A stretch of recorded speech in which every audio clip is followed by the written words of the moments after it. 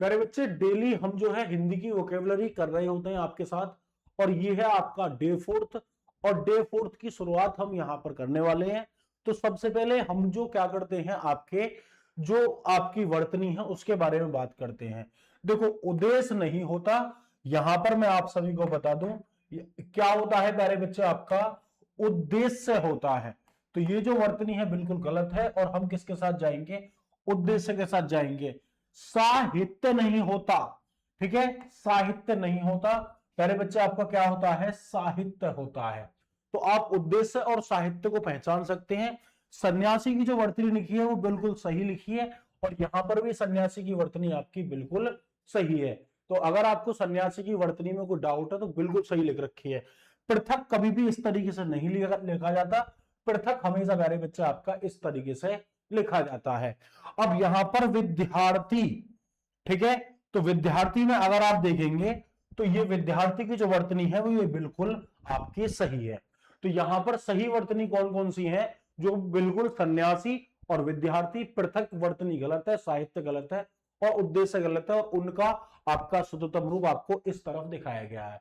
तो वर्तनी आपको शब्दों को सही करना आपको दिखाती है।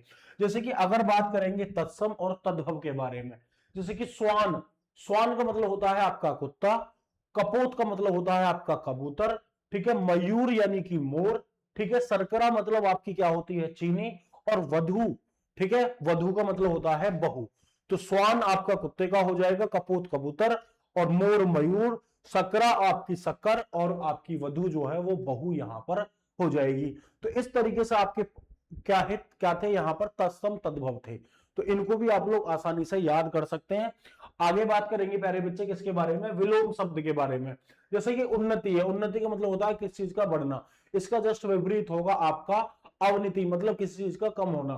फिर आपका है कठोर, किसी व्यक्ति का जो हृदय है वो कठोर है, तो उसका हृदय कैसा होगा, दूसरे व्यक्ति का कोमल, तो कठोर का आपका विलोम शब्द कोमल हो जाएगा। सजीव, किसी में जान पाई जाती है और जिसमें जान नहीं पाई जाती उसे निर्जीव बोलते हैं, ठीक है। प्राचीन, कोई पुरानी चीज है कोई आधुनिक चीज है, तो आप प्राचीन का नवीन बोल सकते हैं। और विशाल, कोई साम्राज्य आपका विशाल है और कोई साम्राज्य आपका छोटा है, लघु बोल सकते हैं, संकीर्ण बोल सकते हैं। तो अवनीति आपका उन्नति का, कोमल आपका कठोर का, निर्जीव आपका सजीव का, प्राचीन का आपका नवीन हो जाएगा, और यहां पर विशाल आपका संकीर्ण यहां पर हो जाएगा। आई होप आप सभी को इतनी बातें समझ में आई होंगी, क्योंकि हम सीधे सीधे बात कर चल रहे हैं पर्यायवाची शब्द। राजा को नरेश भी बोलते हैं, भूप भी बोलते हैं, नृप भी बोलते हैं, महीप भी बोलते हैं। तो राजा, नरेश, और प्यारे साथी आपका महीप। और आपको कौन से याद करने हैं, यहां पर भूप ज्ञात करने हैं। कि आपने आमतौर पर घर के अंदर सुना होगा कि बहुत भूप लग रहा है, तो राजा हो गया, भूप हो गया, महीप हो गया। तो ये सारे आसानी से आप लोग याद रख सकते हैं। आपको एक वर्ड मिला जिसे आप नृप के नाम से जानते हैं, तो इस नृप को आप लोग देख लेना, ठीक है। तो महीप हो गया, भूप हो गया, नरेश हो गया, अक्सर आपने सुने होंगे। और वन, वन का सीधा आपका जंगल से आता है, अरण्य से आता है। तो अरण्य और जंगल और कानन, ठीक है। आपको क्या याद रखना है, विपिन को याद रखना है, ठीक है। अरण्य, कानन, और प्यारे साथी विपिन और जंगल, ये आपके क्या है, वन के आपके पर्यायवाची होते हैं। पर्यायवाची का बेसिक मतलब होता है कि ऐसे शब्द जिन सभी का अर्थ एक तरीके का हो।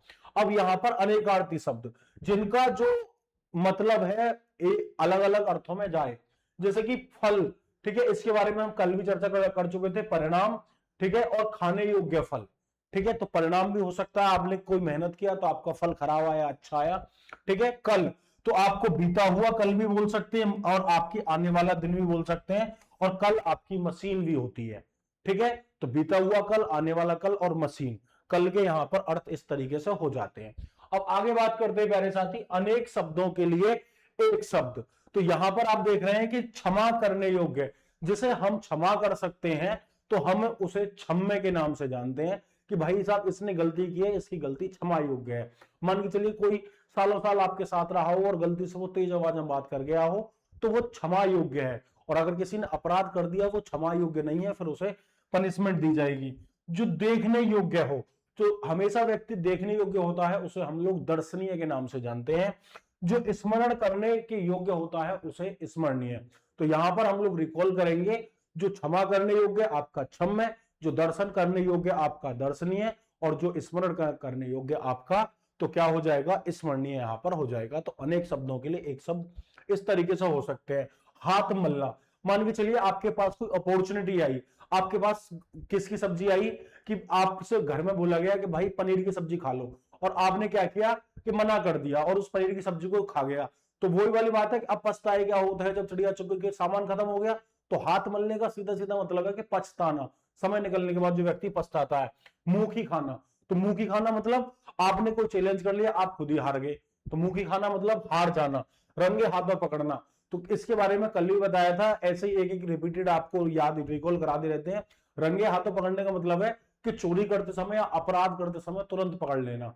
ठीक है, चलिए जैसे कि आपको कोई जो आपकी क्या होती है, रुई होती है, रुई की चोरी करने लगे, रुई गोदाम में घुस जाए तो रुई चिपट जाती है ना, इस तरीके से। अब यहां पर लोकोक्तियां, एक और एक 11 होना। अब दो व्यक्ति होंगे और दो व्यक्ति, एक व्यक्ति से कोई टकरा सकता है लेकिन दो व्यक्तियों से टकराना थोड़ा सा मुश्किल है। तो यहां पर ये एक और एक 11 का मतलब है कि अनेकता में ही क्या होती है, एकता होती है। तो अनेकता में क्या पाई जाती है, एकता में अनेकता पाई जाती है। तो एकता में आपकी शक्ति होती है। ऊंट के मुंह में जीरा, ठीक है, उस किसी व्यक्ति की आवश्यकता बहुत बड़ी है और उसकी आवश्यकता के रूप में आपको कोई चीज दे रहे हैं तो बहुत छोटी दे रहे हैं, तो आवश्यकता की तुलना में बहुत कम। ठीक है, तो ऊंट के मुंह में जीरे का मतलब सीधा सीधा आपका ये हो जाता है। अब यहां पर आपको कुछ सवाल दिए गए हैं, इन सवालों का आंसर आप सभी को कमेंट सेक्शन में देना है आपको, कि उद्देश्य की सही वर्तनी कौन सी है, शर्करा का तद्भव क्या है, उन्नति का विलोम शब्द क्या है, रंगे हाथों पकड़ने का अर्थ क्या है, और भूप किसका आपका पर्यायवाची है। तो एक बार इन सभी प्रश्नों के आंसर आप लोग कमेंट सेक्शन में दे देंगे। पीडीएफ चाहिए तो टेलीग्राम चैनल है उत्तम जीएस अड्डा, इसे आप लोग ज्वाइन कर सकते हैं। आप मेरे साथ कंप्लीट प्रिपरेशन करना चाहते हैं तो मैं आप सभी को बता दूं कि अड्डा 24/7 ने अपना जीएटी प्लस लैंग्वेज का जो बैच है वो लॉन्च कर दिया है। आर्ट्स डोमेन के भी जो लाइव बैचेज हैं वो भी लॉन्च कर दी गई है।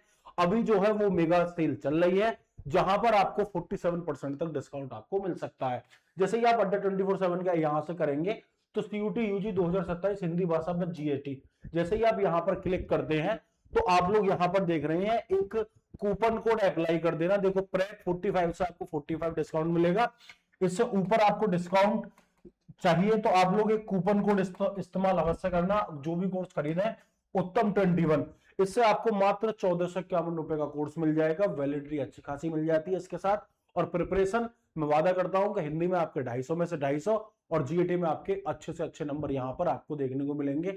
लगभग 230-40 आपको जीएटी में देखने को मिलेंगे। जीएटी से भी आपके सवाल नहीं गलत होने वाले, एक दो सवाल जीएटी से गलत हो सकता है लेकिन वहां पर हम 250 में से 250 का वादा नहीं कर सकते, 240 प्लस का वादा कर सकते हैं। हिंदी में आपको 250 में से 250 हम दिला के लाएंगे। तो जो जीएटी की प्रिपरेशन और लैंग्वेज की डोमेन के साथ हमारे करना चाहते हैं, उत्तम 21 कूपन कोड का इस्तेमाल करके बैच को परचेज कर सकते हो और अपने हमारे साथ अपनी तैयारी को बूस्ट कर सकते हैं। Thank you so much.